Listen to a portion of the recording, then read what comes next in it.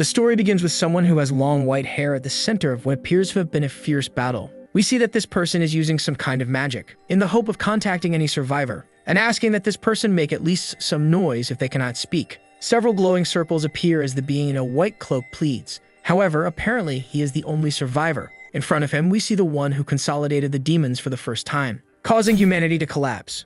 We see that not even the children were spared. Luckily, the man with white hair was in the right place at the right time to save a baby who was about to be devoured. We see that the child was wrapped in a bright green magic. At the same time, we discover that the demons who came from the demon realm and the White Tower mages who follow the protagonist almost jeopardize the future of humanity. The horn being charges with its sword at the man with long hair and a white cloak, but ends up losing its head, literally. A young woman with green hair appears and says that on April 28th, she confirmed the death of the High Priest. She is Enna Sol Laplace, the last dragon in the world and the observer who records history. Looking away, the young woman says she has good and bad news, so the mage asks her to start with the bad part. The young woman then says that the demon army really invaded the White Tower and wiped out most of the mages. However, the good news is that the Imperial forces arrived earlier than expected and managed to save some of the survivors. With his hand on his chin, the man says that hearing this is a relief, and that he does not regret the choice he made because the people he selected are right there in front of him. Edna asks if the man has anything else to say. Looking at his dirty glove, he asks the young woman to take care of his disciples as they are still young and eager. Bowing, the young woman promises she will visit them from time to time. Laughing, the mage asks how a dragon bows its head to a mere human, and Edna then says he deserves the gesture, and that the continent, and she will not forget the sacrifices made by the heroes of the White Tower. About to leave, the man says that must certainly be the case, revealing in thought that it would be a lie to say he regrets nothing because he was never a good leader. But if somehow he had another opportunity, even if he were called a villain, he would live a selfish life just for his people, because that's how he wants to live. We discover that the master mage of the White Tower Edna referred to earlier was the man in the white cloak known as Oscar Sage. We see that the battle eliminated in total 153 mages of various levels, the Tower Master and the High Priest. Sometime later on a sunny day, a black-haired boy is lying in his bed, while another blue-haired young man is by his side. Suddenly, the lion boy wakes up extremely startled, to the point of accidentally hitting the blue-haired boy, who ends up spilling the water he was carrying in a bowl. A little irritated, the young man says he was just going to change the towel and now he's all soaked, and that the black-haired boy didn't even show any kind of gratitude for the care received. Placing his hand on his chest, the protagonist wonders if he was asleep the whole time, realizing that the most important thing is that he is not dead as he expected. Even though the High Priest struck him directly with the sword, desperate, he asks out loud what is going on. A blonde man appears and seems surprised and furious about the boy waking up, stating that he will now make sure to turn him into a human, while the blue-haired boy tries to contain his fury. Catching both of them off guard, the protagonist asks how he is still alive. Very angrily, the blonde man asks if he also doesn't find it surprising that he's still breathing. Unbothered by the threats, the boy asks him to explain the current situation in detail, since he seems to be a mage. With blood in his eyes, the man asks what he means by explain, and about to attack the protagonist, says that he lost control and should be reflecting on his actions and begging for forgiveness. Our boy, seeing a hand coming toward his face, wonders if the mage is an assassin planted by the demons, deciding in that case to activate his wind protection magic to make the attacker's wrist bend like straw, which being low level should have thought twice before attacking. To the boy's surprise, the magic he activated begins to fade. Looking at his own hands, he wonders what kind of pathetic spell that was. Without any injury, the man praises the protagonist's wind shield and says at least he wasn't playing around the whole time, and that he will postpone the disciplinary action for the misappropriation of research funds so he can focus on his recovery. Reflecting, the protagonist states that wind shield disappeared the moment he used that magic, and as he realizes his energy is very low, the blue-haired boy asks if he's crazy for attacking Elder Maxon. Unbothered by any of that, Oscar asks what day it is, and promptly, the young man says it's September 21st, revealing in turn that the boy has been unconscious for at most one day. Confused, the protagonist asks the boy to call Lloyd, Gilly, or Shasha because he wants to hear what happened from one of them. The blue-haired youth then asks why his friend is saying the Tower Master's name so informally, and why he doesn't remember that Lloyd left the White Tower and became a disciple of the Red Tower along with Gilly. Perplexed, our boy realizes the young man in front of him doesn't seem to be lying. Then he asks if, in that case, Sasha, a 5-year-old child, is the master of the White Tower. The young man confirms but asks why he's ignoring 20 years. In his thoughts, Oscar wonders why he's getting so angry at a mere boy, noticing, for the first time when looking at his reflection in the window, his current appearance. With wide eyes, he asks himself who that is in front of him. Sometime later, we discover along with the protagonist that 20 years have passed since his death, and that the city has developed a lot during that time, now having cars and lights on public poles, all thanks to the magic engineering revolution. Observing everything from above, the boy says his friends from his previous life would have loved to see all of this, because back when the world was collapsing, there were many who believed that was the end. But now his mission is to gather as much information as possible about the owner of his current body. Soon after, the boy discovers his name is Oscar Crushin, and that he was taken in by the White Tower at the age of 10. Being a level 1 mage from a ruined noble family and terrible at using magic, who, under pressure, diverted research funds to buy an illegal elixir and after drinking it, passed out, all in order to increase his mana capacity, even with the risk of never waking up again. Thinking, Oscar Sage concludes that the boy surely passed away after drinking the potion. But to his surprise, he ends up discovering that his new body has too much mana for someone at level 1. Being mostly pure, unrefined mana, he wonders if this is the result of Crushin's reckless act. Suddenly, a very strong blue light starts to radiate from his abdomen. At the same time, something seems to exit from his finger. A drop of black goo ends up dripping to the ground, leaving our boy a little frightened. Upon realizing that apparently the substance is toxic, without understanding anything, he wonders why his current body is poisoned, but giving a brief smile right after, he shows that he now fully understands what is happening, and that the elixir wasn't fake like everyone said. However, his host didn't know there was poison in the vial, which means Crushin didn't die from a mana explosion, but rather from an absurd amount of poison that had a level far too high to have been used to eliminate a mere level 1 mage. So, if it weren't for him, no trace would ever have been found. Standing up from the chair, Oscar states he doesn't know who is playing with his soul, but in any case, he received the second chance he so desperately wanted before the end, and he will live his selfish life for his people as he promised, which despite everything is a good start. Holding the elixir, the protagonist also promises that he will avenge Crushin as payment for lending him his body. Meanwhile, on the outskirts of Sarin, we see someone announcing that there's news from the shop. Annoying, a man in a brown blazer scolds his employee for not addressing him as boss when he approached. After apologizing, the young man informs him that some mage completely destroyed the shop, leaving the man even more furious. The servant then says the mage was asking about the person who sold the elixir and asks if it could have been Oscar Crushin. Calmer, the boss says no, and concerned, the boy asks if it couldn't have been the White Tower deciding to investigate the case. Again, the man says no, because the one who framed Oscar belonged to the White Tower. Someone approaches and asks who would be dumb enough not to remove their identification ring before doing something like that. We see Oscar Sage entering through the door, but the men don't know he isn't Crushin. Thinking to himself, our boy reveals that he tracked the scent left on the vial and was able to discover that many people are involved. The man sitting on the couch asks if it was the boy who destroyed his shop, and he says yes, and that he's very interested in what he and the other young man were talking about, so they can go ahead and continue their conversation. Out of patience, the boss says he had thought about letting him go, but in this case,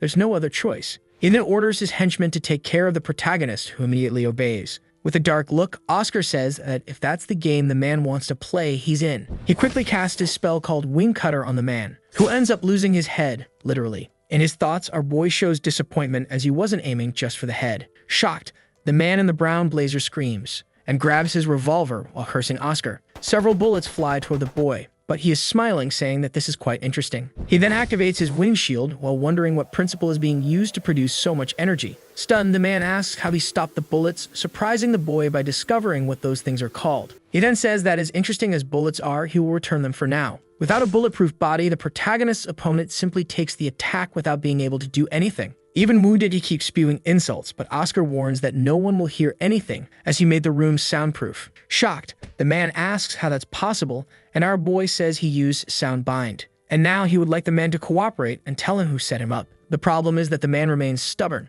and so he ends up getting kicked in the face. From above, Oscar shows admiration at the fact that his opponent would rather keep his pride than his life, and then activates another spell while keeping his foot firmly on the man's face. On the ground, the man starts to scream. The protagonist then says that now that he has channeled the wind into the man's body, he must be feeling immeasurable pain. He then states that he doesn't like torturing others because of the noise. Begging, the man pleads for him to stop and says he'll tell him everything. Deactivating his magic, the protagonist asks him to tell everything he knows about his assassin. With a hand on his neck, the man in the blazer says he was paid to sell the elixir to the boy at a cheap price, and that the person behind it had their face covered by a hood but wore the White Tower's ring. Thinking, our boy concludes that it was just a trick to mislead the man. Still in despair, the guy says the mysterious person had a refreshing mint scent. Storing all that information in his mind, the protagonist asks how he planned to deal with the consequences after his death. The man then says he didn't think the White Tower would investigate, giving even more valuable information about the removal of the 4 main magic towers, something Oscar had no idea about.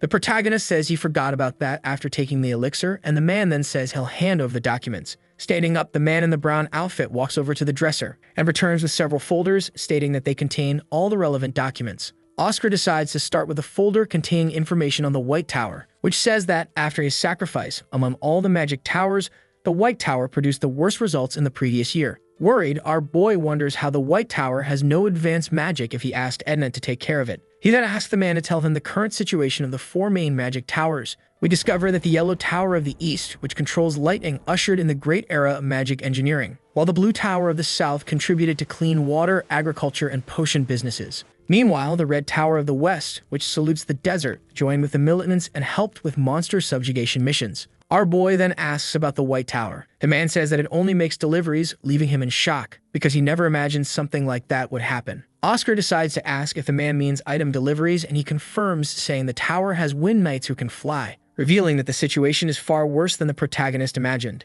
For in the past, the mages of the White Tower soared through the skies and ruled them, being compared to dragons and eagles. With his hand on his face, the boy asks who was responsible for this, and the man says, as far as he knows, it was the current master of the place, making the protagonist realize that it's one of his former disciples. Changing the subject, he asks why the Blue Tower is taking on other types of business besides potions. The man then says it's because that tower specifically has a monopoly on the potion market. With that, they focused on selling clean water at a high price and bringing rain to dry areas. Not understanding, the protagonist questions the reason for selling clean water and learns that it's a new trend among the rich. Irritated, he says the mages of the Blue Tower are acting like clowns just to make more money. Returning to the documents, the boy discovers that the White Night Festival is the last chance for the White Tower to prove its worth. The problem is that the event will happen in only 7 months. Suddenly, the man says something is wrong with his body, making Oscar wonder if he should save him because of the useful information he provided. Reading the documents about the Yellow Tower, he uncovers numerous crimes committed there and is left speechless. Standing up, he says the man is practically a piece of filth with legs, showing that he chose not to save him, silently hoping that the man will be a good person in his next life. The next morning at the White Tower, we see Oscar arriving in his quarters completely exhausted. Sitting in his armchair, he can't believe he's so tired just from using a few basic spells, and he wonders if, in his current state, he'll be able to use that magic, the one that made him the greatest mage in human history, called Wind Archive. Trying to use the spell, the boy notices that it dissipates and concludes that he still can't use it, and that he needs a complete overview of his body's current condition through a magical scan, all while continuing to study information about Oscar Crushen, since his memories are a mess and it's crucial to know everything about his host if he wants to save that body. We discover that the young man who died is the heir of Count Crushen and the sole survivor of a disastrous fire. The boy's power was recognized early on by mages to the point that fights broke out over his recruitment. Thus, during his 6 years he attended magic college, he earned nothing but high grades, and through the publication of a thesis, proved to everyone that he truly was a genius. However, he never rose past level 1 and lived quite unhappily, all due to his mana deficiency syndrome, which prevented him from becoming a great mage. Our protagonist's eyes widen as he discovers his host had a disease, while thinking that now everything makes sense. Suddenly, he notices the scan has finished, choosing to view the results immediately, already expecting the worst. But to his great surprise, the so-called mana deficiency syndrome was not identified, and all the boy's problems occurred because someone had sealed his magic circuit. We discover that the syndrome is a disease in which one cannot circulate or accumulate magic, and that the number of physical circuits a mage has determines their level. However, Crushen's circumstances are different, since his physical circuit wasn't naturally warped but was deliberately bound by someone. In his thoughts, the protagonist wonders how the boy didn't realize he didn't have the syndrome if he was a genius. He then says it would have been nice if the boy had kept a diary, because according to Frank, the young man was an alcoholic, but now he doesn't know if that was a deliberately created persona, in case Crushen had discovered that his circuit had been blocked on purpose and decided to act like a playboy, and chose the illegal elixir simply because he couldn't trust anyone, needing therefore to undo the chains that bound him on his own. Placing several books on the table, Oscar states that he will be able to untie the knot. Suddenly, something catches his attention. A book about the reinterpretation of basic magic. Determined not to waste time, the protagonist begins flipping through the pages and discovers various notes about spells, including Wind Cutter, Wind Shield, and the Gun spell. Oscar realizes that those concepts are similar to how he himself casts spells, and that in this book are several spells his host created from scratch, which means that even without being able to use magic himself, the boy conducted experiments in his own mind. After more time reading, our boy concludes that his way of interpreting magical theory is similar to Crushen's, and that the young man never gave up on magic or worked harder than everyone else because it was his passion. Moreover, the boy wrote a dedication in the book, hoping that his notes would ride the faintest wind toward the White Tower, revealing that he knew exactly what he was doing when he took the elixir. His only obstacle was having to do everything alone. Thus, the mage Oscar Crushen was a young man who never succeeded due to his cruel fate and walked silently down a lonely path. After reading everything, the protagonist decides to sit on the couch, swearing then that in the name of the 17th master of the magic tower, he will undo the knot the boy was never able to untee,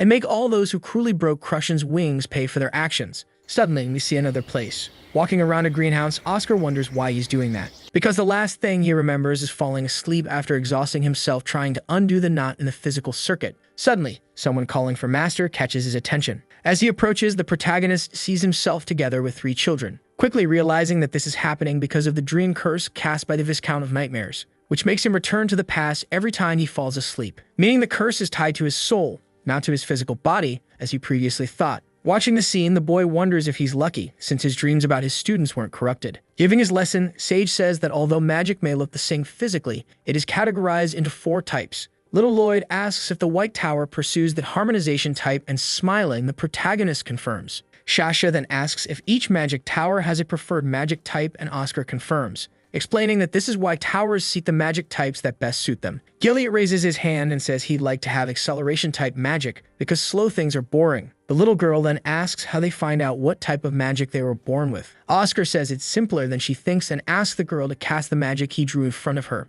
Using her index finger, Sasha realizes something is happening. Smiling, the protagonist says that this spell isn't very fast nor lethal, but rather balanced, therefore of the harmonic type, which makes the redhead happy as she shares the same magic type as her master. The other 2 boys say they'd like to take the test too. Quickly, the protagonist says Gilead's magic is of the acceleration type, while Lloyd's is of the special type. The boy asks if it's possible to change that, and Oscar reveals that special types are rare and only 0.2% of mages have them. Still, the little one says he'd prefer to be balanced like him. The mage then wonders what he should do now, since he was planning to give the boy the most one-on-one lessons possible because of his type. Hearing that makes Lloyd start to change his mind, but first he asks if it's true. Confirming, the protagonist says that special-type mages have a harder time improving without a proper teacher. That's all the little one needed to hear.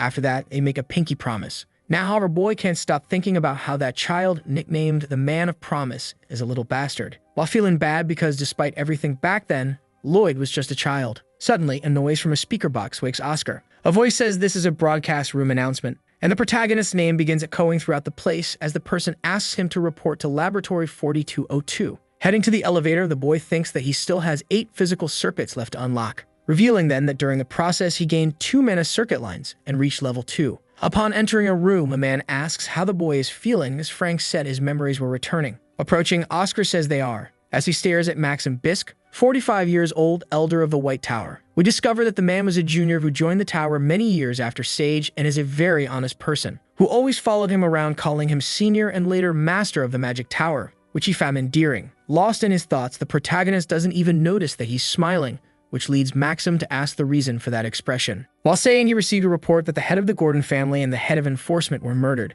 Oscar denies any involvement in the acts but says he knows the reason it happened, that both had tried to kill him. Handing over the yellow folder, the protagonist says the elixir was poisoned and that inside are the commission fee and the book explaining everything, because after discovering the crimes, he became someone that needed to be silenced. Maxim says that, indeed, the money looks legitimate. Oscar then says that the report book contains the content of a contract killing. The man affirms that, in that case, he will let the incident go and thanks him. The protagonist asks if he can request a favor. He then reveals that he'd like to meet the master of the magic tower. The elder says that won't be difficult as mages frequently discuss magic with her. However, he'll only be able to meet her in 6 months. Worried and intrigued with the upcoming festival, our boy asks why. Maxim says the young woman is away on business to handle an important commission, since the High Mage is currently absent. Oscar then asks what level the Tower Master is. Without hesitation, the man reveals she's a level 7 mage. In his thoughts, our boy senses something is off, as Sasha should have at least reached level 8 by now. Returning to the report, the elder says the cross-section of the corpse was clean and asks if the boy has resumed using offensive magic. Lying, Oscar says he trains while he thinks.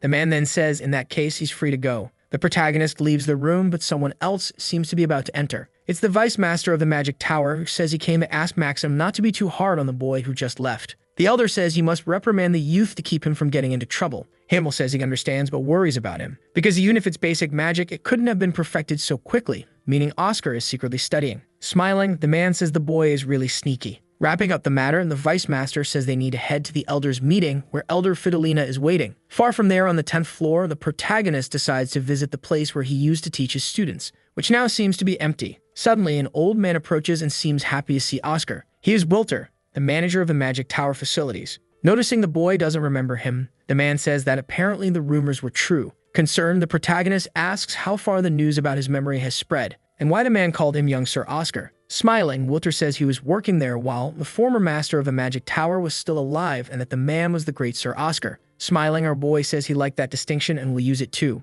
The old man then says he would love to keep being the boy's conversation partner, but he will soon be leaving the tower, since he has already served 3 masters during his time there, and unlike his co-workers, he is the only one who remains. The only reason he endured for so long was what the former master said during his inauguration ceremony, that everyone who lives there is necessary. Thus, he began working believing he was a true member of the White Tower. Oscar then says the former master was definitely serious. Wilter then says that's precisely why he is quitting, leaving the protagonist quite confused. Explaining, the man says that, as he may know, the White Tower is not doing well and finances aren't what they used to be, and that next month he will complete 42 years working there.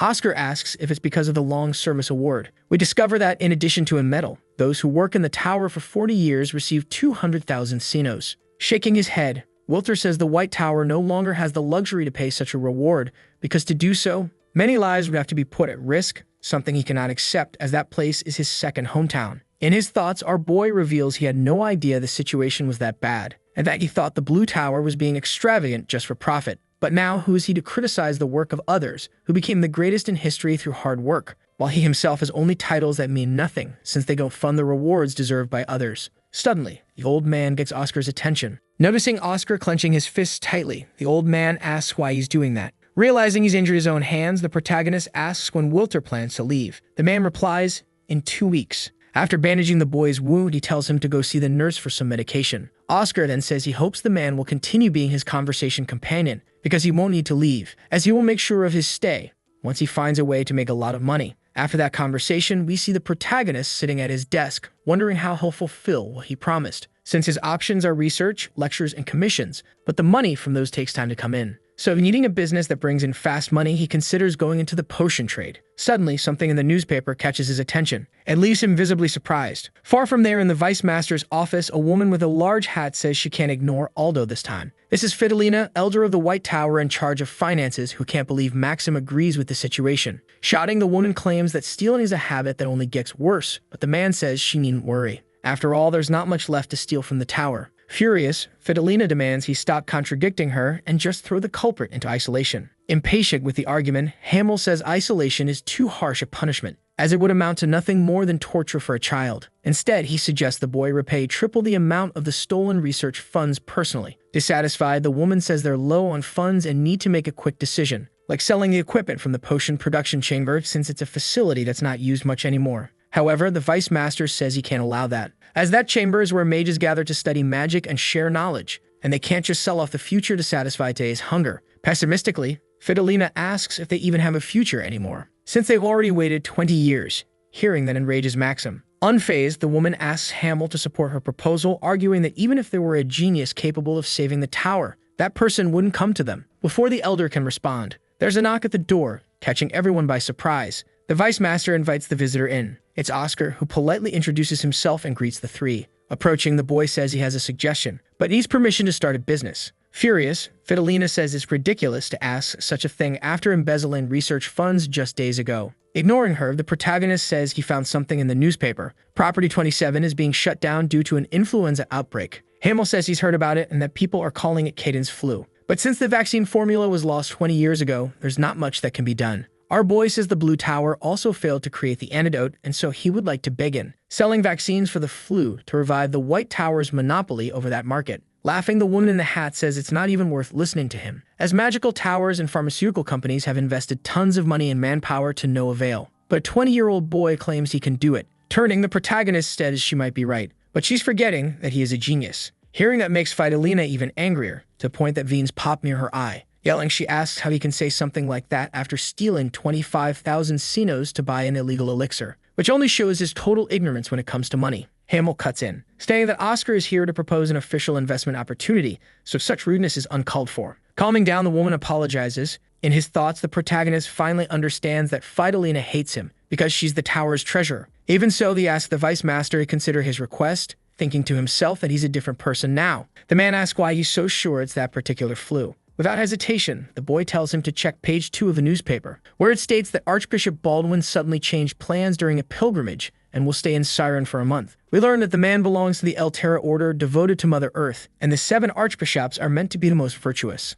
But the reality is quite different, since to become a cardinal, the second in power of the order, a lot of campaign funds are required. Thus, it is permitted that they stay up to a month in a city, and for that, they need money coming from nobles and merchants. And since Siren is getting smaller and smaller, it's just a matter of putting 2 and 2 together. Maxim says the boy is right, but he thought the Archbishop's stop was just to ask for prayers and blessings. Our boy says that's why it's strange, after all. Why ask for prayers and blessings for an arid land, especially with the pilgrimage route of the El Terra Order members already chosen? Because he knows that the Archbishop stayed in Nox for a month before coming to Siren, and will also stay in Most for the same amount of time. All to delay the visit to Vince as much as possible, even though it's a city present on the defined route. Since, if an incident occurs during the pilgrimage, it's basically a death sentence for an archbishop who wants to become a cardinal. The blonde man then says that, in that case, the archbishop knew about the flu and is buying time until the situation is resolved. Fidelina states that the boy is indeed good at analysis, as expected from a theory mage. Hamill says he understands what Oscar is saying. However, he can't officially sponsor him, since that would hinder the funding of other spells. But he would like to invest his personal money in the boy's business. Hearing this leaves the woman in the hat shocked, but the vice master tells her it's okay. Then he asks Oscar if 30,000 sinners is enough. In his thoughts, the protagonist reveals it's not even close. After the meeting, we see Oscar in the potion production chamber, determined to proceed with Plan B, which is to make a sample of the vaccine with the money he received to get more from the Archbishop, since it's better to take money from someone who is desperate. Then Oscar states that now it's time to heat things up. Sometime later, we see the boy observing a red liquid inside a flask. Transferring the substance to another place, he says the time has come, and taking off his protective glasses, he shows satisfaction with what he created, stating that, as they say, a true master always keeps his class. The blue-haired boy approaches, carrying several bags and shouting that his back is going to break, but that he got all the necessary medicinal herbs, asking for something to drink right after. The protagonist says he has a fatigue recovery potion and gives it to the young man, who thanks him. After drinking it, he says the potion was tasty and warm and asks if the boy just made it. Looking at the herbs, Oscar says yes, and the boy then says he picked the best ingredients. Smiling, our boy says his friend should become a merchant because of his good eye. The young man then says that's his plan for when the tower breaks, but ends up getting a flick on the head from Oscar, who says he couldn't help it. With a hand on his head, the young man asks what he needs to do now, since Fidelina ordered him to help the protagonist. Our boy then states that they can start by moving the ingredients, even though deep down he knows he doesn't need an assistant. In his thoughts, he says the White Tower is full of talented but problematic kids, who, if they came together, would greatly contribute to the tower's strengthening, and one of those people is Frank Sirius. The blue-haired boy then asks if the things he bought aren't poisonous. We find out he's talking about black lilies of the valley, red camellias, ghost mushrooms, and merva. Our boy says that just because the items are poisonous doesn't mean they can't be used as medicine after certain procedures, such as, for example, boiling the herbs for about 12 hours, the only problem being that the nutrients also go away. Oscar then asks if Frank knows a dish called dumplings, used to make steamed dumplings. The young man says he does, and the protagonist then says that with that dish, it's possible to remove the poison from the herbs and retain the nutrients. Shocked, the boy says that in that case, monopolizing the potion market should be possible. Our boy agrees, and after some time, we see that the ingredients are softened, which makes detoxification easier. Activating his air-draining magic, the protagonist begins the process, creating a cloud of pink steam while saying that now it's just a matter of extracting the toxins from that smoke. Focused, he asks Frank to pay attention. After separating the toxin, the boy states that the rest of the steam is clean, so he just needs to mix everything in the right proportion, resulting in the cure of the Cadena flu. Frank stands with his mouth wide open, but Oscar says it's time for him to try. Thinking to himself, the boy reveals that he can't use different types of magic at the same time, but he can't say that to the protagonist. Observing everything, the black-haired mage notices that the boy's mana control seems unstable, but not bad. However, that's all. Unable to complete the process, Frank asks if the boy is teasing him, since it's necessary to be at level 4 or 5 to do that, but he's still at level 3. The protagonist then says the boy should think of the process as configuring parts in his mind, where on the left side he'll use Magic A and on the right side Magic B. Asking Frank to try again, our boy says he has nothing to lose. Finally, the process seems to start working, leaving the boy impressed because now he has learned how to perform a dual cast, which wasn't even that hard. Confused, Frank asks why no one ever taught him that technique, and Oscar says it's because those at the top are greedy, revealing his thoughts that it's tradition not to teach a technique that took a lot of effort to newcomers for free. However, on the battlefield, that becomes an obstacle, since surviving depends on sharing techniques, which means that now the White Tower needs interactive teaching and knowledge exchange. Smiling, Oscar says the boy is very talented as he didn't expect him to get it on the first try. Frank says it's because he'd explained it so well, but that there are still many ingredients missing and he needs to start preparing them. Hearing this makes the protagonist proud of his work. A few hours later, we see 514 bottles ready and the blue-haired boy on the floor completely exhausted. Suddenly, Maxim enters the room, warning that they have a problem, because the Blue Tower confirmed a visit to Surin an hour ago, intending to meet with Archbishop Baldwin, which means they're late. Thinking, the protagonist says that apparently the Archbishop had a plan. Worried, the elder says that if the pharmaceutical company gets the contract, their medicine will become useless. But, consoling Frank, he says there are times in life when you just get unlucky. Oscar then says it's not over yet because, if he remembers correctly, the Kadena flu is classified as a rank B disaster. Therefore, there's something they can try. Meanwhile, in a hotel in the city of Surin, we see someone telling the Archbishop that the guests have arrived. Sipping tea, Baldwin says they may come in. More remain, level 5 Mage from the Blue Tower and Neil Bryan, general director of the pharmaceutical company Newtech, appear. Pointing to the sofa, the Archbishop tells them to sit down, then asks how the production of the flu medicine is going. Smiling, Maine says everything is going well. The man then asks for the estimated delivery date, learning that only the clinical trial phase is left. Neil then says that if they get good results, they'll receive approval from the Imperial Food and Drug Administration. However, the other mage says that, as the Archbishop must know, trials don't end in a day or two, but they promise to finish in 6 months, which shocks Baldwin. Angrily, the man states that he needs to go to Vince in 4 months. Suddenly, someone says another mage is requesting to enter. The Archbishop orders them to let him in while asking Maine why he didn't say more people were coming. But the boy says no one else is accompanying them. We see Boots entering the room, and we discover the person is Oscar, who, after giving a greeting, states that he is there to make an offer. Surprised, the Archbishop asks what brings a mage from the White Tower there. Our boy then says he would like to speak about selling the cure for the Kadena flu. Upon hearing that the other two are there for the same reason, the boy asks if he arrived too late. Baldwin says no, since the Blue Tower's group is still not ready. Oscar then says that, in that case, the White Tower is. Annoyed, Maine says the boy is lying because his tower has neither money nor technology. The Archbishop asks for the protagonist's last name, which he promptly gives, and then asks if he is telling the truth. Placing a small box on the table, the boy says he wouldn't dare lie to an Archbishop of the Order of Elterra. That's why he brought a sample. Smiling, the man asks how many doses and by when the White Tower could produce more. Then scolds the Blue Tower mage who had started yelling at him. Nervously, Maine says that in that case, it's all right. And he asks the protagonist if he obtained approval from the Empire's FDA. Our boy says no. Smiling, the young man says that, as he expected, the situation of the White Tower is no different from his own tower, and that the vaccines will be produced as soon as authorization is granted. In the end, he asks the Archbishop to carefully consider which tower he will close the deal with. Without any fear, Oscar says it's interesting to hear the young man speak as if the Blue Tower had a grand legacy, especially in front of a mage from the White Tower. Hearing this ends up irritating Moira, who orders the boy to take back what he said. Ignoring it, the protagonist asks which tower was established first according to history, and that the 5-year difference is a gap that the masters of the Blue Tower won't be able to fill even in 10,000 years, since it was the White Tower that held the monopoly over the potion market just 20 years ago. The boy from the other tower then says that no one cares about the past. Our boy then asks if that's really the case, or if that's just his way of thinking, while Maine and Neil wonder what kind of aura that is. Ending the conversation, the protagonist says that in that case, he'll have to make the mage remember. Suddenly, someone enters the room, stating that there's an urgent call. From the Lord of the City of Vince, Baldwin answers, and the man on the other end thanks him for his immeasurable kindness, for sending the cure for the Kadena flu to his land, because the elder from the White Tower informed him that the Archbishop had prepared it with them in secret, and that those who took the vaccine were cured in just a few hours, so they wanted to thank him. Pretending that he actually did something, the man asks if there were any side effects, but the Lord says no, and that he would like to know when the second batch will be available,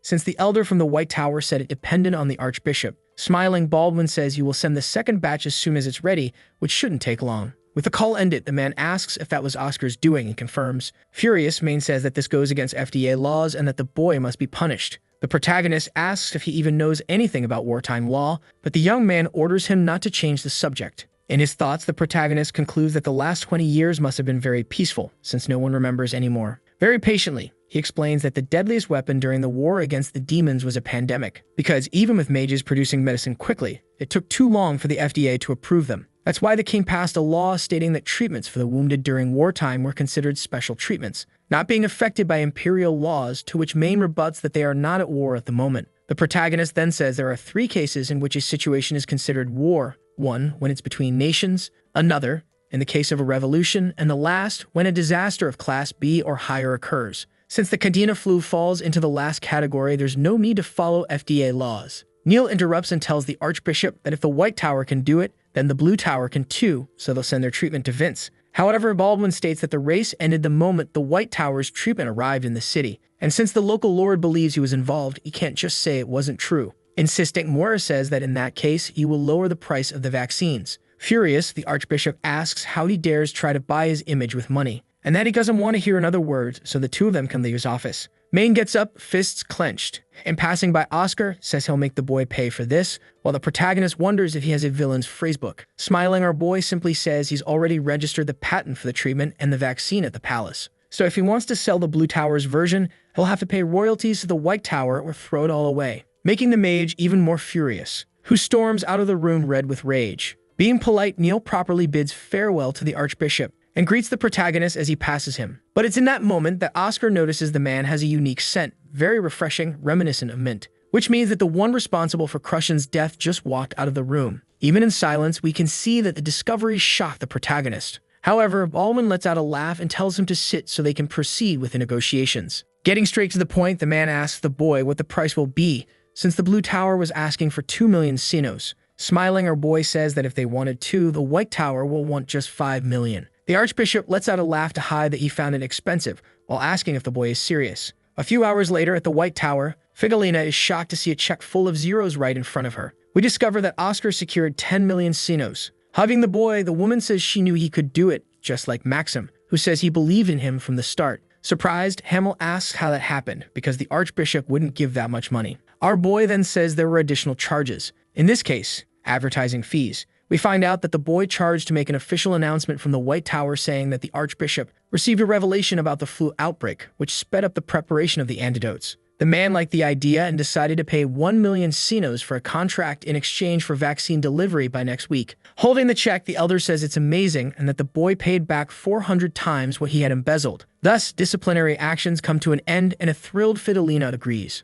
Oscar then says he now needs to gather level 4 mages or higher as quickly as possible. Hamel says he'll take care of it, then asks the woman in the hat to put an announcement inside the magic tower to inform that the potion lab is looking for level 4 or higher mages and that participants will be paid. A few hours later, we see mages gathered and learn that besides payment, a meat-based meal was offered. Frank and Oscar finally arrive at the location. Without hesitation, our boy calls everyone's attention. However, no one seems to listen. Impatient, he decides to whistle, using his sound-linking magic, causing everyone to cover their ears from the noise while asking what that sound is. Our boy then says that everyone was called there to produce vaccines for the Kadena flu. Since he's considered a genius, the other mages wonder why the boy is asking for help. Oscar overhears and widens his eyes. He asks Frank why those people don't like him, and the boy tells him to think about his recent actions. Like, for example, wasting the tower's resources without conducting any research and using the money to get drunk. Suddenly, a mage approaches and asks how they'll make the medicine if the White Tower's methods were lost. Oscar says he recovered everything, leaving everyone shocked, including the young blonde woman who asks if the antidote's effects were verified.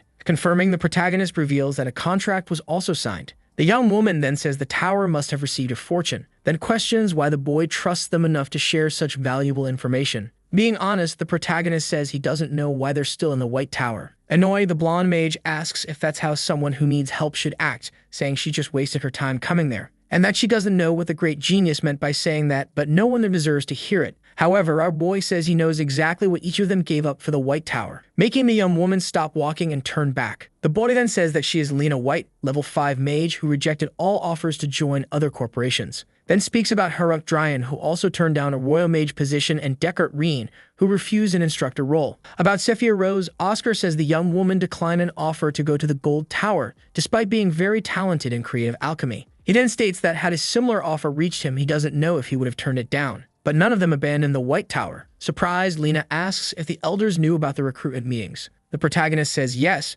but they had no choice but to pretend they didn't, so as not to overburden them. Since the White Tower is going through its coldest winter ever, and in this situation, all of them could have gone somewhere warmer, but chose to stay in the cold. So if he, as a mage, can't trust them, he can't trust anyone. But if none of them want to participate, then he and the other low-level mage beside him will have a lot of work to do. Frank asks if the boy is talking about him, while Oscar tells him to come closer to start working. Making a dramatic shove, the protagonist puts on his protective glasses. Suddenly, Lena steps forward, as do the others, who ask where they should start. The blue-haired boy says he never imagined Oscar would convince anyone with just his words. Our boy smiles and, turning serious again, informs everyone that the meat won't be pork, but beef. Hearing that, everyone screams and celebrates. After that, we learn that the vaccines and antidotes were successfully created. A week passes since that day, and we see Oscar walking through the greenhouse, bumping into a strange-looking leaf. Concluding it can only be Wilter's doing, he must be back. Sitting in a chair, the protagonist decides to read the newspaper. He discovers that the territory of Vince has announced the end of the pandemic. Additionally, we see that Oscar has been nominated for the Peace Prize. Smiling, he says everything's going as planned. Suddenly, Frank appears, shouting his name, to announce that the vaccine orders keep coming in. From everywhere, even from the Imperial family. The protagonist says that if they care about their lives, of course they would want the vaccines. Stopping the celebration, the blue-haired boy asks who will buy the vaccines after everything is over. Oscar then says he doesn't need to worry about money because he prepared a potion that will always be in demand. Seeing the boy's greed, our protagonist says the potions being sold are low and mid-rank because it's not yet time to create the star-tier potion, which is said to bring the dead back to life. In his thoughts, the protagonist states that he won't do that just yet because he needs to first strengthen the White Tower. Then asks Frank to gather materials for the other tasks, like lantus leaves and cyan stems. Shocked, the boy says those ingredients will be hard to find because it's been a while since the herb fields that grew those plants were submerged. Sometime later, we see that Oscar decided to go see it with his own eyes and chooses to bring Frank along. Frustrated, the boy asks if it was really necessary to walk all the way to a place the carriage couldn't reach. The protagonist then tells the young mage to relax. They only have 10 miles left, only to discover that this unit of distance hasn't been used in ages, leaving Frank confused. Mouth agape, our boy wonders if they got rid of pounds too, which, even though harder, made calculations more fun. Suddenly, the blue-haired boy says he sees the entrance. The two approach a cabin. Through the crack of a door, a man with a dark gaze asks if the boys walked all the way there. Frank says yes, because the carriage only goes to the entrance. Suddenly, other carriages begin to arrive, showing that this isn't true. And in one of them, a man in a white suit and glasses asks if the man in the house is interested in selling his land. The gray-haired, bearded man opens the door, saying he wouldn't sell his land even if they offered him the castle of Misrillo.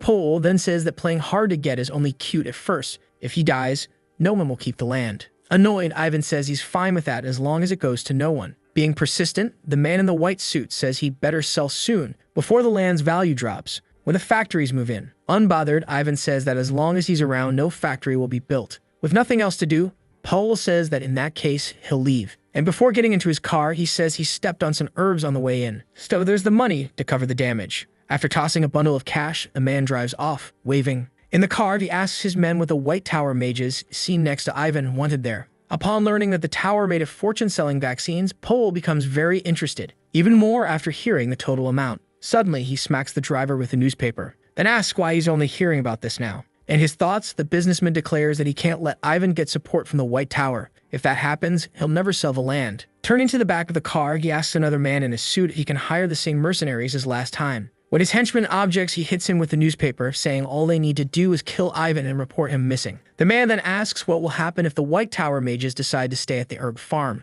Paul says they can be eliminated too. After all, what's the worst that could happen? Since there are now only 3 magic towers because the White Tower went bankrupt. Later, we see Frank lying in the grass, saying that Ivan is a good person, since he let them stay and even fed them. Stargazing, Oscar agrees. We go back to moments earlier, when the old man told them they should sleep there, as leaving at that hour could be dangerous. Curious, the protagonist asks how he's managed to hold out for so long. The man then says that Paul is actually the one at a disadvantage, because he is the one who is a recognized cultural asset in herb cultivation. And for that reason, he receives protection from the Imperial family. Our boy then says that if he had sold the land, he'd have made a fortune. Ivan replies that the boy is asking something obvious. He doesn't sell his land because he loves it. It's been his home since birth and will be until his final breath. Back in the present, Frank says it was kind of cute how Ivan got embarrassed and ran back inside. Changing the subject, the young man says the stars out there are so bright that he feels envious. He always wonders what it's like to live such a brilliant life, something a genius like Oscar must understand. Our boy replies that his friend is very talented too. Frank thanks him, but says those are just empty words. The protagonist disagrees. He's not the type to give empty compliments in the first place. And looking at him reveals that he doesn't understand why Crushin said the boy was problematic. Looking back the sky, he says that you used to be able to see stars in the middle of Surin, which is no longer possible due to public lighting. Intrigued, Frank says that was a long time ago, and then asks if it's really possible to revive the city's herb industry. Smiling, Oscar says he believes so, but that they'll need to discuss the details with Ivan the next day. Suddenly, something catches the protagonist's attention, and he quickly turns around, startling the blue-haired boy. Our boy then says they have company. and in his thoughts confirms that since Frank didn't sense it, the group must not have good intentions. Telling the boy to get up, he says they need to prepare to welcome their guests. We see a green-haired boy running, complaining about Dvorpol's orders. Beside him, an old man says he doesn't care about the consequences. Money rules. Another figure approaches and tells them both to shut up and stay sharp. It's Jack, a member of the Gunslinger gang, who says he knows a mage might be nearby. The green-haired boy asks if he should go inside the house since, given how quiet it is, Ivan must already be asleep, which would make the mission even easier. Looking around, he notices no mage is present and gets annoyed. He wanted to fight. Suddenly, something makes him spin around. We see Oscar's hand conjuring a spell called Wind Bullet, which hits the boy's head instantly. Getting out from under the sheets, our boy says that spell really is useful, then reveals that it was Krushin who wrote it. Walking out the door, the protagonist says now only 3 are left. Suddenly, his eyes widen. Realizing there are actually only 2 left, Jack asks what he did to Max. Making a silence gesture, the protagonist says the guy is sleeping and probably won't wake up anytime soon. Not to say he's in an eternal sleep. The old man curses Oscar, while the red-haired one demands Ivan's location in exchange for sparing them a counterattack. Surprised that his enemies aren't falling for provocation, our boy simply tells the duo to feel the emotions they're suppressing.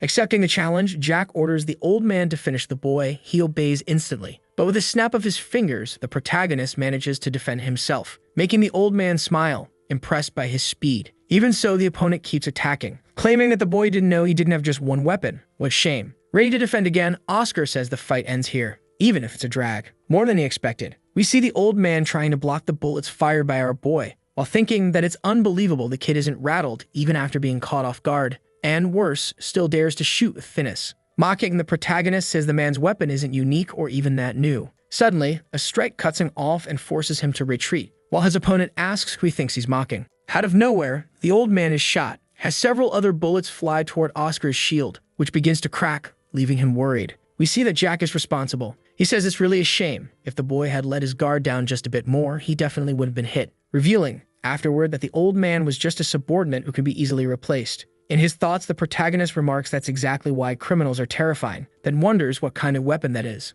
Loading more bullets, the red-haired man says all Oscar needs to know is that the gun was very expensive. Oscar then asks if acceleration, enhancement, and penetration spells are imbued in the revolver. With a dark glare, Jack asks how he knew. Our boy then says he figured it out after failing to block the bullets. Smiling, the man says he's arrogant, but still talented. He then asks if Oscar wouldn't like to work with him, since the pay is good. Our boy declines, saying the back of his head would start itching. Agreeing, Jack says that in that case, there's no reason to keep talking. Crouched behind the fences, the protagonist wonders what kind of state this guy and the previous Tower Master are in, because he needs to find a way to escape, even with his mana at half. The only opening he has is the reload delay on Jack's weapon, which takes 1.4 seconds. Seeing the man hunting him, he says all he needs to do is make Jack waste his last bullet before the next reload. He then decides to use his acceleration magic and dashes forward. Jack quickly notices the boy approaching and prepares to shoot again, declaring that no human can defeat the Trinity engraved in his weapon. As he fires, watching the projectile speed toward Oscar's shield, the red-haired man smiles, thinking it's over. But he doesn't realize that the protagonist is also preparing an attack with his wind bullets, because Jack is too distracted reloading, still wondering how the boy dodged his shot. Suddenly, he notices the shield is gone, but it's too late. Oscar is already close enough to shoot him right between the eyes. All Jack can ask is how it's possible. The protagonist then says he wouldn't understand even if he heard the explanation. And so, after defeating his opponent, he decides to inspect the revolver, which had been extremely irritating due to its triple enchantments. In his thoughts, the protagonist admits the weapon is incredible. The bullets only didn't pierce his shield because he reinforced it, reducing friction and increasing internal enhancement. But if it hadn't worked, he'd definitely be on the ground, so he should research modern weapons more. Second priority, of course, is saving Frank and Ivan, because he's certain there were 4 enemies, and since he's handled 3, 1 is still left. So all he can do is pray his friend holds out a little longer. We see the blue-haired boy begging Ivan to get out of there, since he won't be able to fight properly if he has to worry about him. Ivan agrees and, stepping back, asks the boy to be careful. In front of Frank, another man says he tells pretty little white lies. The boy then asks why his opponent didn't go after Ivan. Smiling, the yellow-eyed man asks what kind of person would stay behind just to survive alone. He then states that the old man is indeed his target, but he's always been curious about what's so special about a mage, so he wants to take Frank out first. He charges, but the blue-haired boy manages to dodge. Closing in again, the enemy says that was too easy, then asks the boy to do something bolder, and show him why everyone fears the mages from the 4 great towers. As he successfully lands a stab, the man realizes something is wrong, because it doesn't feel like striking a human. We see that Frank managed to catch his opponent's weapon with one hand and counter with the other, The man collapses to the ground, strawberry juice spilling from his mouth. Apologizing, the blue-haired boy says he has a bit of a unique condition, while showing clear surprise at what he just did, and nearly stepping on the man when he moves forward. Oscar, who watched everything from hiding, realizes that Frank is a special kind of mage, because he has the magic to transform part of his body into wind, which makes him immune to physical attacks. Amazed, he thinks to himself that he's only ever seen that rare magic in old books, in records that spoke about the seventh master of the magic tower, who was a special mage and possessed the same kind of power. Frank is startled when he sees the protagonist approaching. Oscar says he did a good job, then asks where he left Ivan. Panicking as he remembers the man, Frank starts yelling his name. Still in thought, Oscar reflects that if he trains Frank, the boy will develop a powerful skill that could rival dozens of great mages. As dawn breaks, we return to the old man's cabin, where Ivan, hugging the blue-haired boy, says that if it weren't for him, he'd have never seen the sunrise again. Agreeing, the protagonist says that if it weren't for Frank, things would have gotten really complicated, making the boy so shy he blushes. Frank asks if everything's over now, but Ivan says no, since Paul won't give up after just one attempt, especially with that being the best land in Surin. And because the fertility of other lands has drastically declined due to factories, if industry begins to grow near his fields, the day may come when resistance simply won't be worth it. Because if the soil becomes infertile, he won't be able to grow herbs anymore. Oscar then says he has a question to ask. He wants to know if the man is so loyal to the White Tower because of a promise he made to the fourth master, Reynold. Surprised, Ivan listens as the protagonist says that long ago, herbalists were viewed very differently. Regarded as witches, they lived nomadic lives to avoid being captured.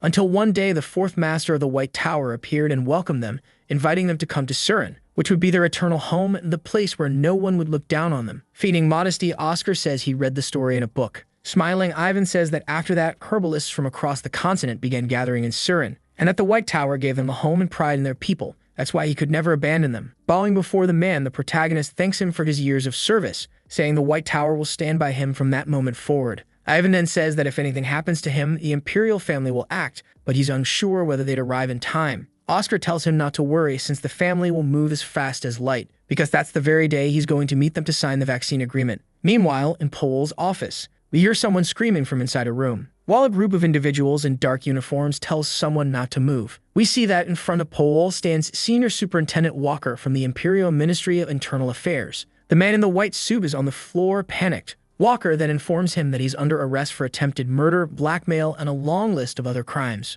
Paul starts shouting, claiming he's innocent and that this is all a mistake, but Walker says they're the ones who'll be the judges. Sweet and cold, Paul realizes this isn't something he can handle alone. He needs to contact someone in particular. Trying to buy time, he asks for permission to smoke a cigar. Denied, Walker orders the guards to handcuff him and drag him out. Desperate, Paul yells that this is a mistake and asks Walker if he knows who's behind him. The superintendent replies that he doesn't, but if so, that person had better be stronger than the Emperor himself. Paul stops resisting and accepts being taken away. While the superintendent smokes his cigar, after all, criminals have good taste. Another guard approaches and asks who is responsible for pulling off an arrest like that in just one day. Walker says the order came from the top because the Emperor loves the White Tower, but this, he adds, is an adult matter. Looking out the window, the head of the army questions why his superior still has so much affection for the tower, given that the place lacks the capacity or the right to receive that kind of special treatment. Without taking his eyes off the window, he asks how old Dahlin is. Approaching, the young man answers that he's 23, which means that 20 years ago he was 3, while Walker was 12, just old enough to witness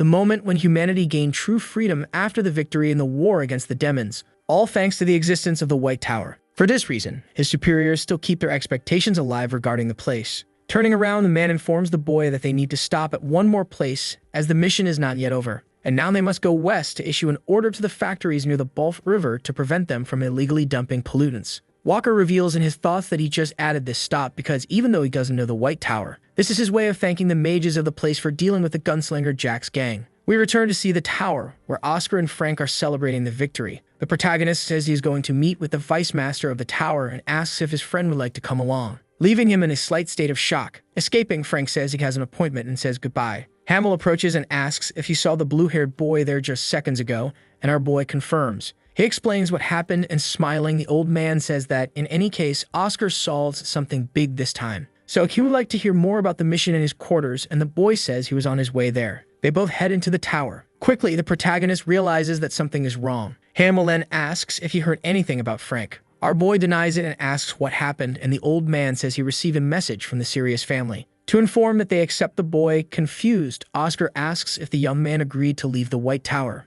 Hamill says he is not sure, as the message said that negotiations would now be conducted with Frank, so he doesn't know the details. Next, we see the blue-haired young man in his room when someone knocks at the door. Upon hearing that they can come in, Oscar appears and asks who Grank is, the youngest son of the largest company in the Frank Syria's commercial empire, and what the young man is planning to do. Apologizing, Frank says he needs to return to his position in the company, then to marry someone he doesn't know but who will help his family. The protagonist asks if the boy is okay with that, and he says yes. After all, the girl is pretty, kind, and from a noble family. Our boy then says he's not talking about the marriage, but rather about him giving up on magic. Packing his suitcase, Frank says he can't do anything. After all, even if he thought he was very special, he went to the weakest tower with very high ambitions. But he can't even support himself, so he understands his family's perspective in wanting him back in the company. Oscar calls the boy's attention, and he asks if it's because he said the White Tower was weak. However, our boy simply says that he is talented. The young man thanks him, but the protagonist insists that he's serious and asks if he'd like to try something. To be ahead of the serpent. Suddenly, Frank's brother appears at the door, leaving him shocked. The man says he has 5 minutes, and that he'll be waiting downstairs, so he can finish saying goodbye. Out of nowhere, our boy asks how much. How much he wants to let the blue-haired boy stay. Turning around, the man asks who he thinks he is to ask that, and Oscar introduces himself. As the one responsible for creating the medicine, Frank's brother also introduces himself as Grank Sirius, the eldest son of the family. Without hesitation, our boy says he has a deal to propose, but the man says it's too reckless, because a child cannot make a deal with the Sirius family. Standing tall, Oscar says he will make Frank one of the best mages of the White Tower within 2 years, which will be very good for the family. Without showing much reaction, Grank asks what the penalty will be in case of failure. The protagonist then says he will hand over the next 50 years of the vaccine and the flu medicine to his family, also ensuring that the vice master of the tower will be their notary. The white-haired man then asks why he's doing all this for Frank, and if it's just out of friendship. Our boy then says that, obviously, it's because the young man is worthy. So he needs the boy to restore the reputation of the White Tower to what it was at its peak in no more than 5 years. Grank says that even though the boy is young, he doesn't seem so naive as a businessman, but that he will add a condition, even though he finds the offer good, since he values trust more than money and doesn't do business before someone proves their worth. So he would like to propose a duel between the boy and a level 5 knight, who is his guard, where he cannot use the sword IQ ability. Oscar realizes that Grank is not willing to give up on Frank. Leaving the room, the man says he will see him at noon tomorrow. Panicking, the blue-haired youth asks what they should do now and if there's still time to cancel. After all, his brother is only doing this because he wants to see Oscar get beaten out of anger. To his surprise, the protagonist states that he thinks it's possible to win the duel, then asks the youth if he believes a level 4 mage could win. After all, it's possible to make a mage who is already established go from level 3 to level 4 in 24 hours. Since Grank didn't say he had to win alone, just prove his abilities. Therefore, he will turn Frank into a level 4 mage to secure his stay at the tower. We are taken to the training room on the 40th floor, where the blue-haired youth feels uncertain about the plan. Confident, Oscar simply asks the young man to maintain his natural body posture and with his eyes closed, circulate mana throughout his body. Suddenly, Frank's hand begins to glow. Approaching, the protagonist points to strategic points, showing where the areas of mana loss occur when the youth performs the circulation process. Doubting, Frank asks if it's really possible to level up just by fixing this issue. Oscar says yes, and that it's something only 0.1% of Archmages care about, so his friend should practice every morning. Then, Oscar overwhelms Frank with so many explanations. Even so, the young man says he understood. The protagonist then asks him to show the magic he used during the fight in the herb field. Apologizing, the mage says he can't, and not because of trust, but because he feels afraid. Hearing this leaves our boy intrigued. Frank reveals that he once nearly died using that type of magic, because as he grew up, he was increasingly pressured by his family and began searching for something no one else could do. That's how he discovered he could transform his entire body into wind, which would make him very powerful. However, after having a reckless thought and thinking he was ready, he ended up losing control and failed completely, which made his mana completely uncontrollable. His luck was that the Tower Master was passing by and prevented him from ceasing to exist. However, the sensation of his soul being shattered into hundreds of pieces still haunts him to this day, and he only used it during the fight because in dangerous situations the ability activates automatically, which makes him feel pathetic. Oscar then says there's nothing pathetic about it, since many mages face similar problems, but the simplest solution is for him to learn to control his mana in a way that doesn't demand so much from his level. Frank asks what the boy keeps drawing on the floor and if he's thinking about making a pact with a demon. Denying it, Oscar says that actually he is summoning a wind spirit to transplant it into the youth's body. After some time, we see that Frank agreed and is now shouting and call the wind spirit. However, nothing happens. The protagonist says the youth's affinity with spirits is really very poor. The mage then says he felt a breeze, but Oscar claims it was just his side. But he tells the boy not to be disappointed since few humans have spiritual affinity. Desperate, Frank asks what he'll do now if he can't even summon a spirit. The protagonist then says there's another way. Through a spirit summoning ceremony he learned when visiting the elf kingdom in his past life. He asks the youth to move aside because he is going to try. Positioning himself at the center of the circle, the protagonist states that the Spirit King will remember him. We discover that a long time ago the ritual wasn't done in a training room, but in front of the largest tree in the world. When calling the spirit, a windstorm begins to form, forcing Frank to shield his face with his arms. Suddenly, the wind spirit appears and says that this is the first time in 27 years that Oscar has summoned him. Getting straight to the point, our boy says he'd like to make a contract and asks if the entity needs anything. However, the man says there's no need for such formality, then asks if the boy will form a bond of friendship with the highest level spirit, Celestin. The protagonist denies it and says he should have explained this situation earlier, because it's not he who needs a spirit, but rather the young man behind him. The next day in the duel hall, Frank asks if the tower's vice master slept well. He replies that he did, and that he agrees with the contract since the cure's inventor is very stubborn. Stepping forward, Leslie Morgan introduces himself as a level 5 knight. The protagonist does the same, and they shake hands. Explaining the duel, Grank states that the two young men must try to take each other's necklace. But if 5 minutes pass and no one wins, it will be considered that his knight has lost. Holding the necklace, Oscar says he's ready, but that he won't be the one fighting. Frank finally arrives at the hall, which leaves Grant quite confused. Explaining, Oscar says that the young man asked him to show his abilities, and he will do so through what he taught the blue-haired youth. With no way out, Frank's brother says it's his fault for not specifying that Oscar had to fight personally, but that he won't go easy. The protagonist then says that's fine, after all, a level 4 mage would do better than a level 2. Shocked, Grank asks how his brother leveled up in one day, but the boy states that it's part of his abilities. Irritated, the eldest son of the Sirius family orders his knight to give it everything he has, while Oscar tells Frank not to be afraid and to simply do what he learned the day before. Glancing sideways, the young man says he understands, and that he will return victorious. Seeing the boy approaching, the knight says it's been a while since they last met. Without hesitation, Grank initiates the duel. We see that the blue-haired young man decided to make the first move, facing Leslie, who holds his sword firmly. In his thoughts, Frank wonders how the man has so much power even without using sword Kai ability. But now he can't give up, even if he's scared out of his mind. Oscar gets nervous seeing his student's initial reaction, and recalls when he stated he would need the boy to make the White Tower famous again, as well as when the young man saved Ivan. We see that Frank decides to cast his Windblade spell, stating in his mind that for the first time someone told him they needed him, so he must meet the expectations placed on him. While defending against the attack, Leslie thinks to himself that the boy has improved, wondering if that's what it feels like to face the sword control technique once used by the Eastern nation, concluding soon after that it's time to stop just observing. Seeing the knight charging at him, Frank wonders how he will block that blow, choosing to raise a hand made of wind. Surprised, Grank asks if Oscar used any forbidden method to make the boy grow like that, but the boy says he used a very safe and solid method. We return to the battle, where Leslie states that Frank doesn't suit the battle mage style. So soon the moment will come when getting hurt will be a relief, as it will allow him to stay in the organization and never again be devoured by his own magic. Suddenly, Oscar says it's over, making Grank widen his eyes. Not understanding anything, the man wonders why the protagonist is smiling. We go back to the previous night when the spirit transplant had just ended and Frank was lying on the floor. Standing, Oscar says the boy needs to fully overcome his trauma to use the ability freely, but it's still possible to win if he uses 100% of the God of Wind, since turning the body into wind isn't all that the wind god can do.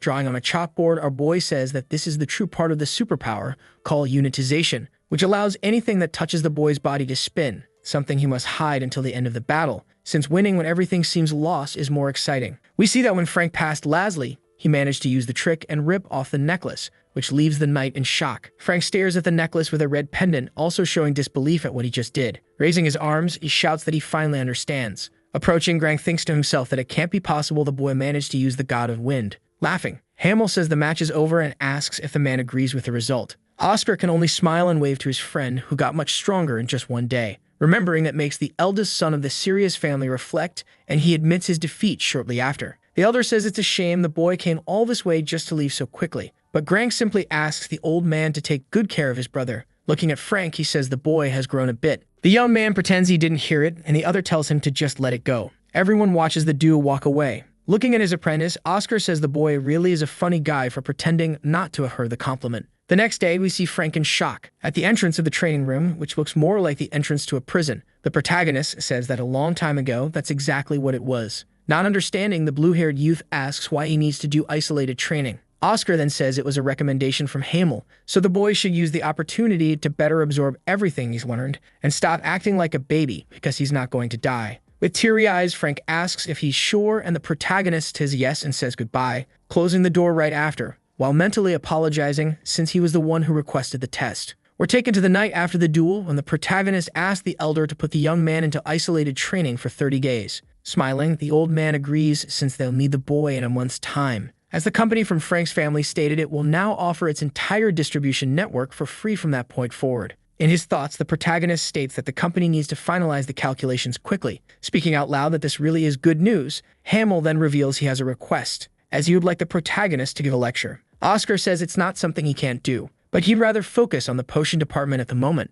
So he'd like to know if there's any specific reason why the tower's mages need to get stronger in a short period of time. The elder says the boy really catches on quickly and asks if he's heard of the Night of the Mage. We find out it's a day when all the mages from each tower gather to display their knowledge and skills in harmony. However, in practice, that never happened, and everyone ended up fighting, which led to the cancellation of the event after a few years. Intrigued, Oscar asks if the Emperor is planning to bring the Night of the Mage back. Confirming, Hamel says the details will be announced at New Year, and he's concerned about the Black Tower, which wants to become one of the 4 main magical towers, thus putting the White Tower at risk. Nervous, the protagonist says he'll give the lecture with a strange expression. After the conversation, we see the boy on campus, 36th floor of the Magic Tower, thinking about what he heard regarding the Black Tower, and that the low-level spirit ceremony really was a stroke of genius. We return to the past at the moment when Oscar was speaking with the spirit, who was furious with the request. It was then that he revealed through magic he was Oscar Sage. The Great Spirit narrows his eyes, then widens them when a female entity appears and asks who the boy is to make the Spirit King give an order.